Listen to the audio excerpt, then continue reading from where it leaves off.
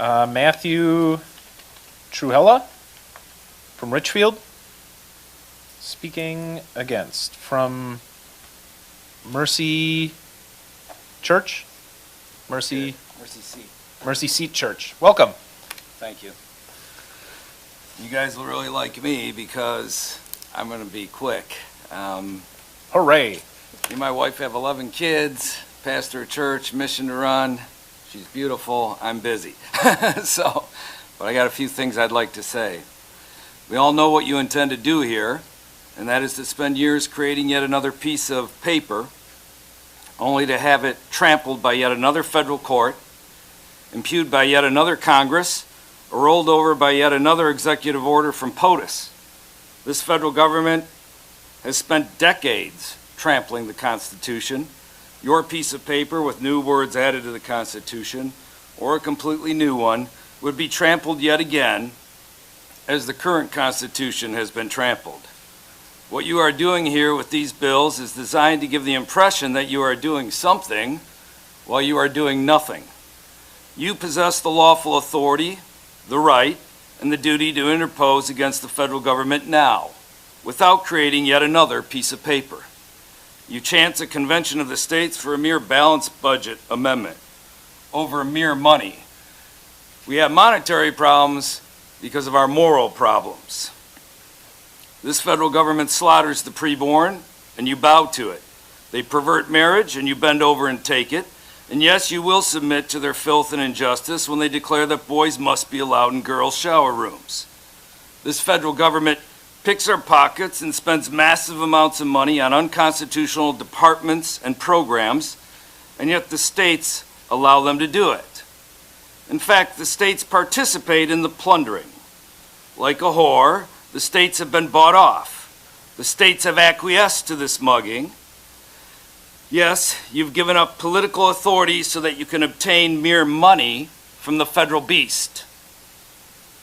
Such an arrangement encourages state legislatures to be more interested in doing the bidding of their federal master than they are in doing what is right for the people in the sight of God. What you do here is designed to give cover to that collusion and why we have a federal government that spends unconstitutionally and is out of control. Such treachery is laid plain to many of us here. Such obfuscation is apparent. You belie your duty, gentlemen, by preferring yet another piece of paper. Your duty is to establish and uphold justice in our state. This is your God-given duty. It is a sacred duty. Yet you prefer to create yet another piece of paper. The state of Wisconsin is not to be a mere province of the federal government.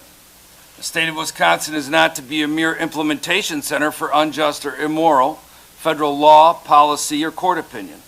It is not a mere conduit to dispense federal money. You have a duty to maintain this state's authorities, rights, and liberties.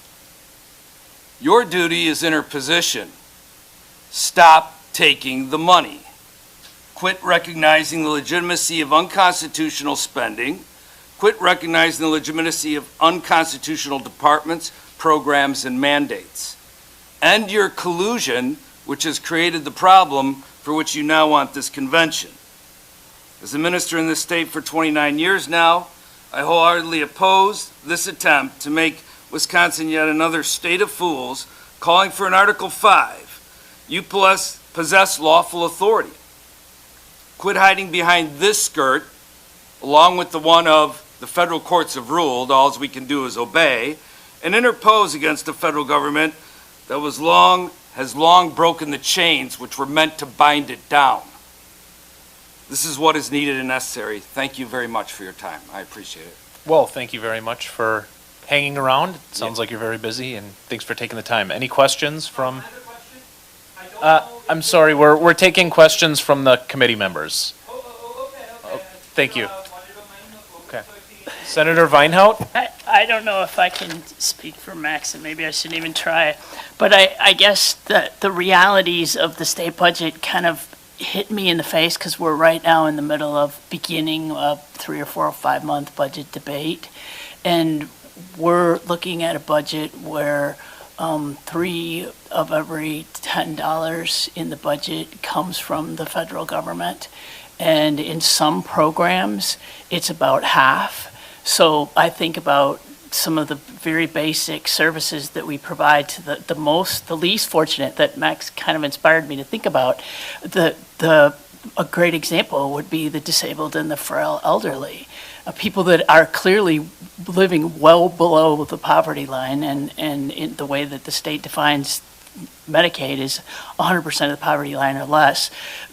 If we did what you ask, if we did exactly that, we would have to completely scrap the Medicaid program because there's no way we could afford it. But what would happen almost immediately is that nursing homes would go out of business and a whole lot of people would die. And I just can't imagine if Max gets us thinking about what's in the scripture, how could we possibly define that kind of an action?